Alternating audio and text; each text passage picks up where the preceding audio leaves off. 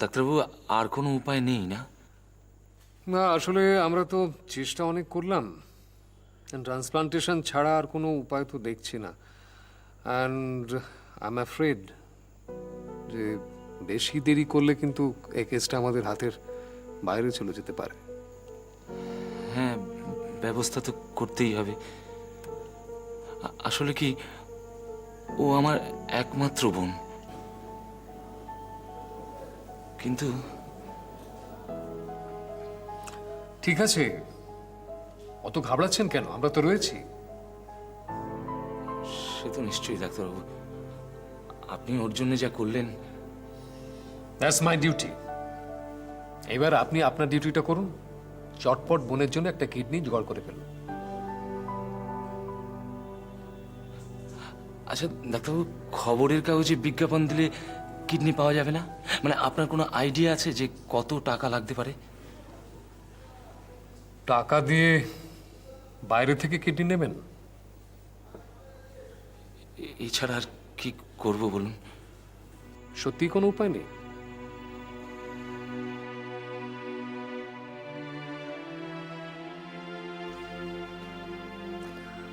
আচ্ছা ঠিক আছে, আমি আপনাকে কয়েকটা জরুরি ব্যাপার বলে নিই।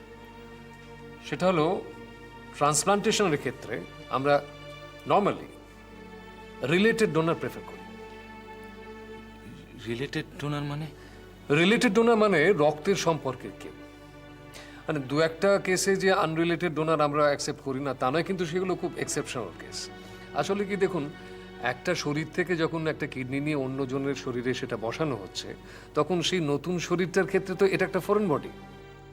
সেক্ষেত্রে আপনার ব্লাড গ্রুপিং, টিস্যু ম্যাচিং এর পরেও আরেকটা ফ্যাক্টর থাকে, সেটা হলো জেনেটিক ফ্যাক্টর। হ্যাঁ, সেজন্য বহু ক্ষেত্রে দেখা গেছে যে অপারেশন সাকসেসফুল হলো না, বা অপারেশনে কিছুদিন পরে প্রবলেম জেনারেট করতে শুরু করলো।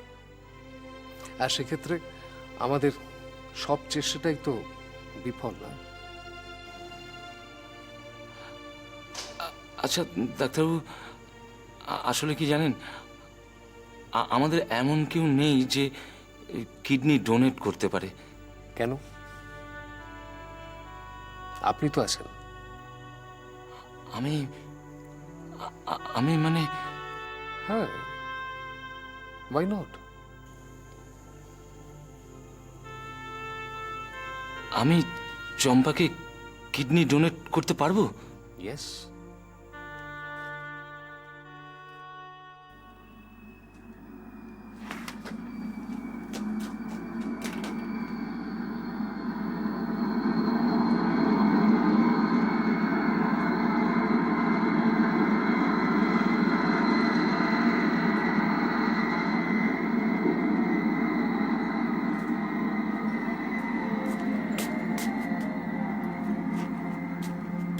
কিরে শিউলি, জানলা দিয়ে কি দেখছিস রে? কি দেখছিলাম? দেখছিলাম একটা স্বপ্নকে উড়ে যেতে। স্বপ্ন কি উড়ে যেতে? তো শরীর টরীর ভালো আছে তো? আচ্ছা, এতগুলো লোকের দেখাশোনা করছি, আমার শরীর খারাপ হলে চলবে? তা কি লিখছিস?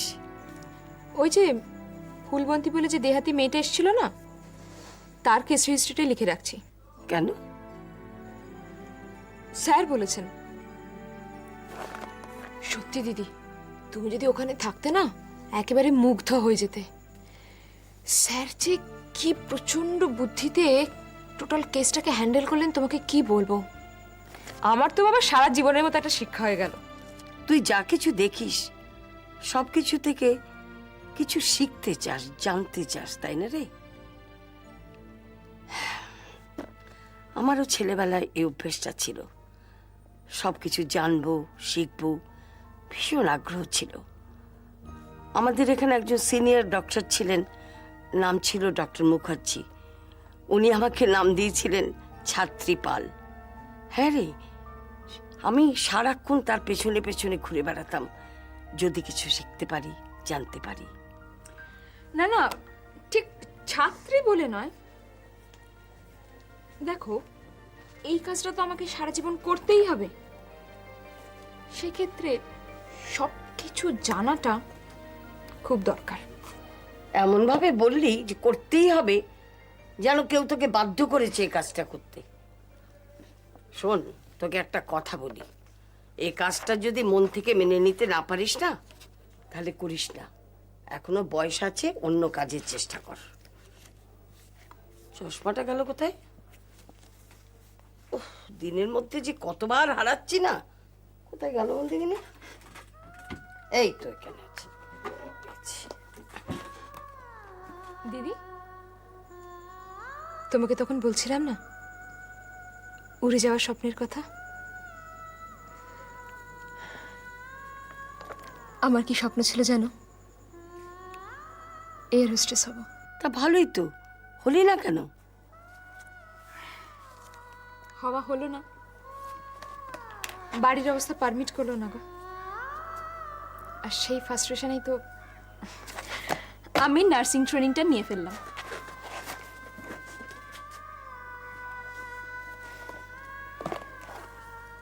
এখন আর সেসব নিয়ে দুঃখ করি না জানো।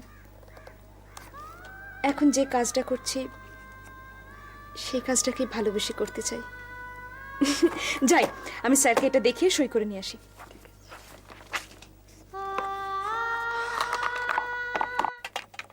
একটু দেখি। বেশি হালকা করে বাঁধবেন না, ব্লাড ড্র করতে অসুবিধা হয়। Okay sir.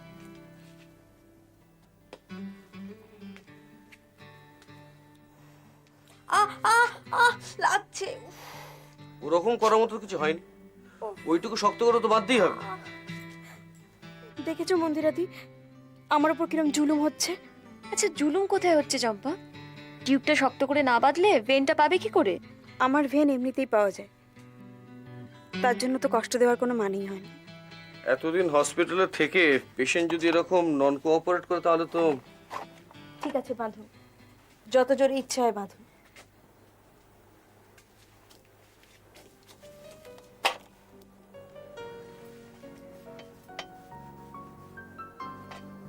আচ্ছা, এখনো এত ভয় পাও তুমি চম্পা? আমার তো গা সওয়া হয়ে গেছে। তুমি জানো না মন্দিরাদি, উনি কিরকম ব্যথা দেন, কি করে ব্লাড নিতে হয় জানেনই না। সিস্টার, ওনার টিউবটা খুলে দিন, আমি ডক্টর রায়কে রিপোর্ট করব। এরকম বেয়ারা পেশেন্ট ট্যাকেল করা আমার পক্ষে সম্ভব না। এরপর যখন ব্লাড ড্র করতে যাব উনি এমন চিৎকার করবেন মনে হবে যেন ওনার পেট কাটা হচ্ছে। এইটুকু ব্যাপারে ডক্টর রায়কে রিপোর্ট করার কোনো মানেই হয় না। আর আমি তো ব্লাড নিতে বারণ করিনি।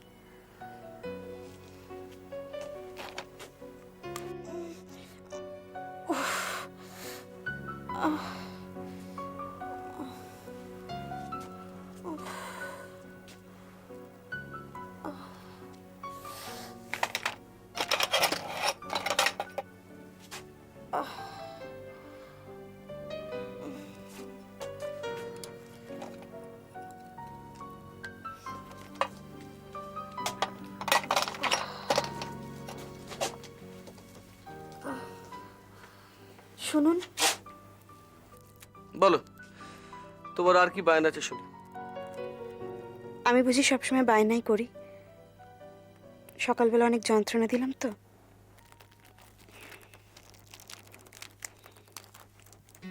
এই নিন। চকলেট? হ্যাঁ, ভয় নেই, এতে বিষ নেই। হাসপাতালের বেডে শুয়ে এর চেয়ে দামি উপহার তো দিতে পারবো না।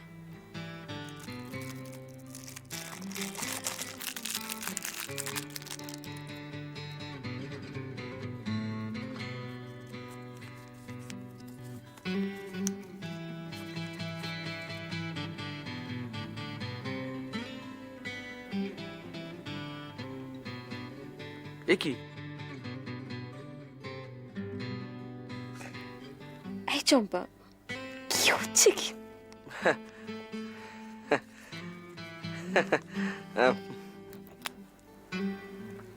এই নিন, ভয় নেই, এটা সত্যিকারের চকলেট।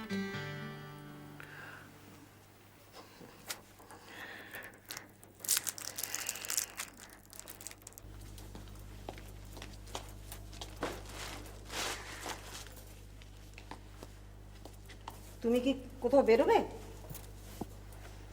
কেন? না, ওই অন্তরা আসবে অফিস থেকে, ও যদি কিছু লাগে টাগে তাই।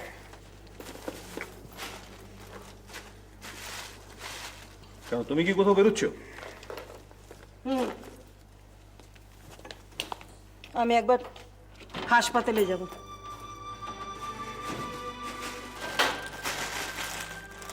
ও,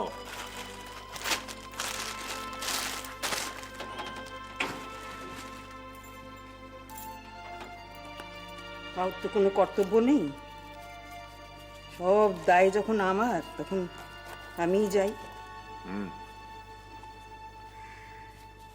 ডাক্তারে বলেছে কিডনিটা বদল করতে হবে, আর নাকি কোনো উপায় নেই। শুনে তো আমার হাত পা ঠান্ডা হয়ে যাচ্ছে।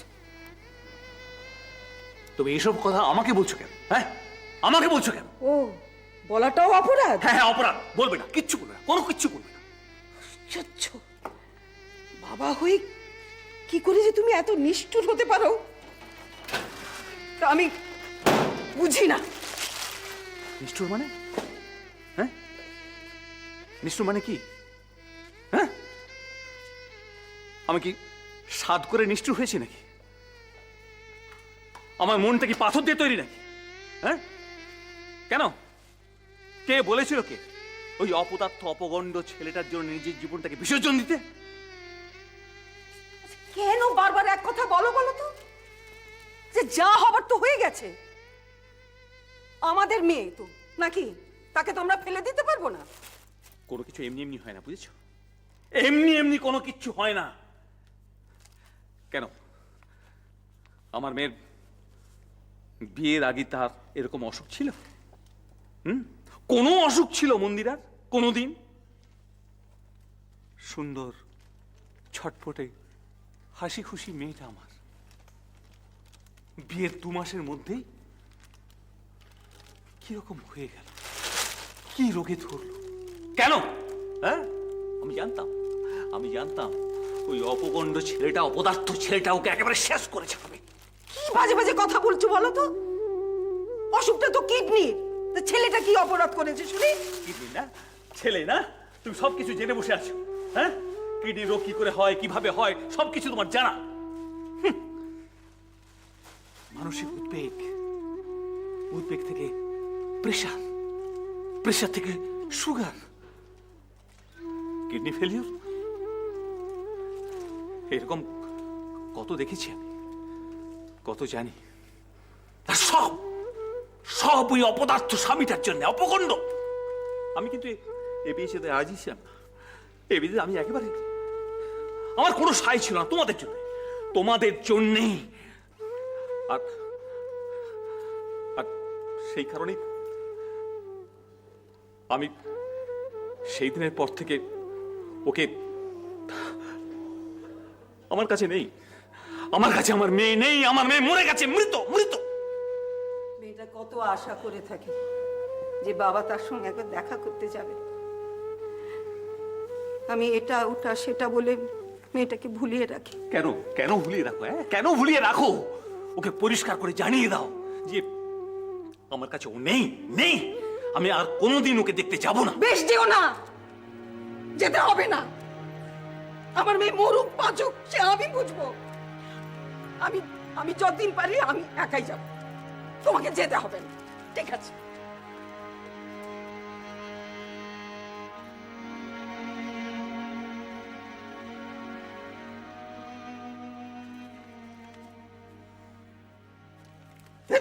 নাও চা খাও। Thank you. নিন, আপনার কাগজপত্র সব সই করে দিলাম। Thank you. এবার থেকে এই কাগজপত্র সই করার ছুতোয় না এখানে চলে আসবো চা খেতে, বিশেষ করে যে রাত্রে বাড়ি ফেরা হয় না তখন। আর আমি তোমাকে ভালো করে চা করে খাওয়াবো। ভালো হয়েছে? দারুণ হয়েছে।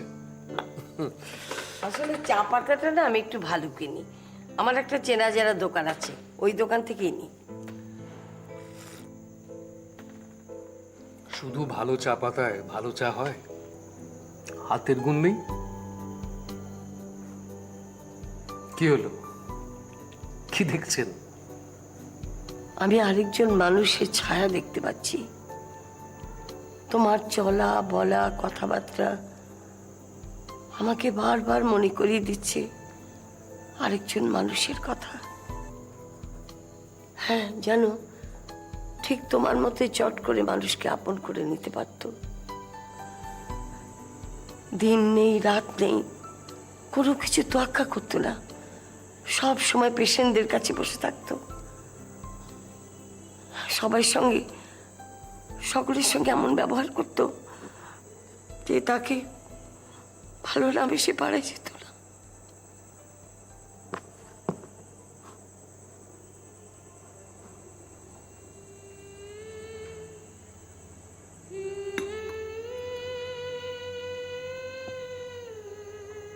সেই মানুষটি এখন কোথায়? 30 বছর আগে আমি তাকে হারিয়ে ফেলেছি। সে আমাকে জীবন সাথী করতে চেয়েছিল, কিন্তু আমি তার ডাকে সাড়া দিইনি। কোনো অসুবিধা ছিল? সংসারের তাগিদেই আমাকে কাজে আসতে হয়েছিল। অনেকগুলো মুখ আমার দিকে তাকিয়েছিল, তাদের নিরাশ করে আমার সুখের কথা আমি ভাবতে পারিনি। তাই তাই চুপি চুপি ট্রান্সফার নিয়ে এখানে চলে এসেছিলাম। সেই যে সে আমার জীবন থেকে হারিয়ে গেল,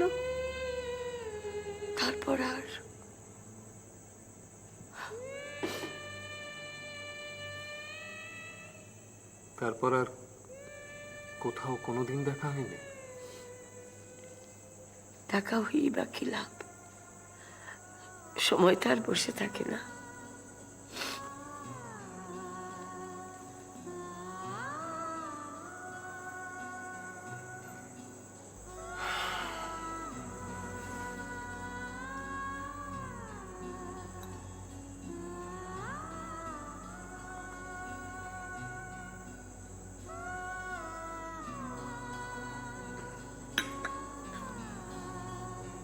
আমি একবার আইসিইউতে যাই, পেশেন্টের কন্ডিশনটা ভালো নয়, উঠছি।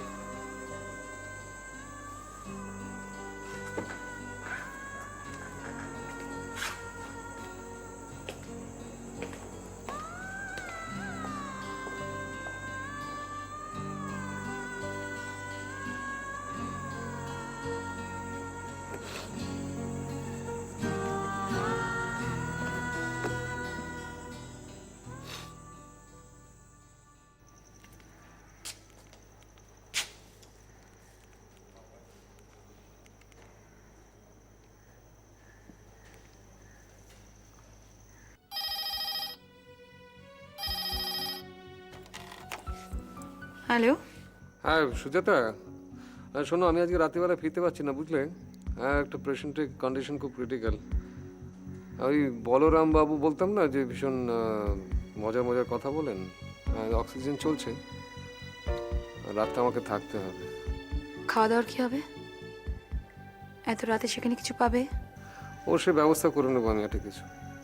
দেখো, আমি আর কি বলবো। হ্যাঁ ঠিক আছে, তুমি চিন্তা করো না, কেমন? হ্যাঁ হ্যাঁ, কাল সকালে যাও। আচ্ছা। শর্মিলা, টেবিলে খাবার দিয়ে দাও। তোমার দাদা আজকে আসতে পারবে না।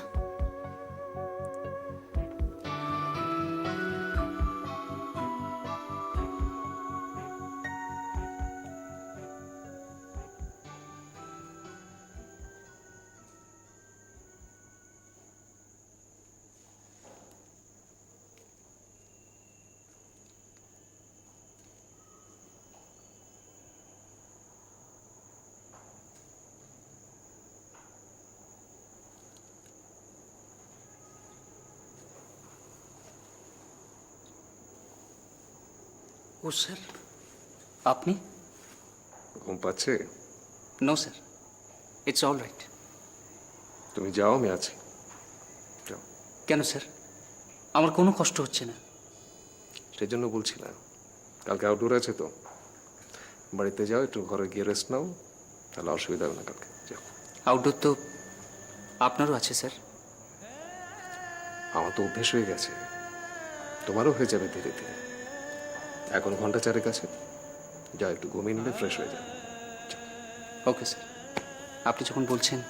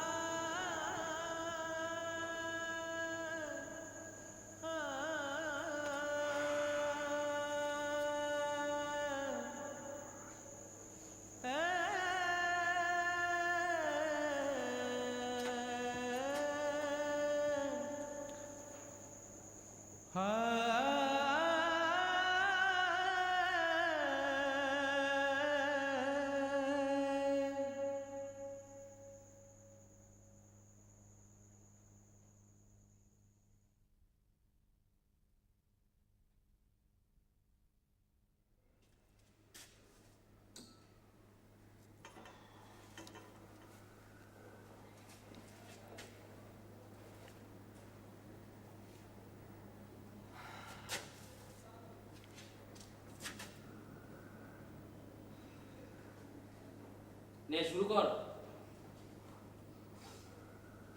ভোরের প্রথম সূর্য,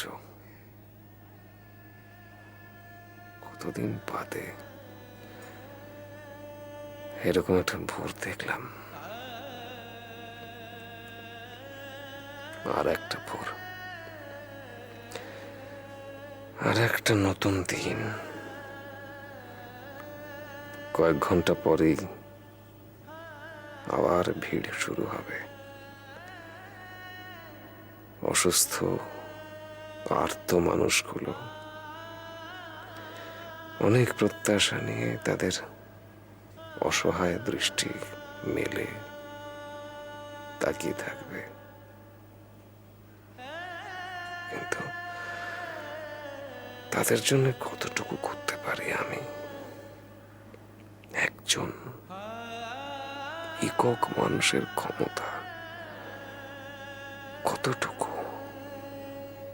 জীবনের পথ এটা ওয়ান ওয়ে ট্রাফিক,